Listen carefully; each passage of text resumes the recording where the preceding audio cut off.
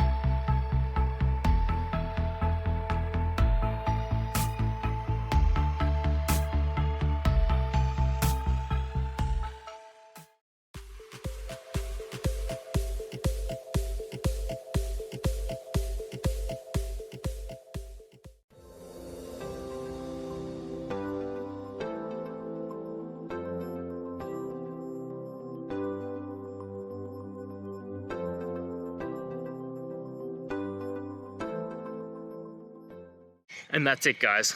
I hope that video helped find the resolution you're looking for. If it did, please, I'd appreciate it if you could hit subscribe. Until the next time you need more technical help, I hope you have a good one.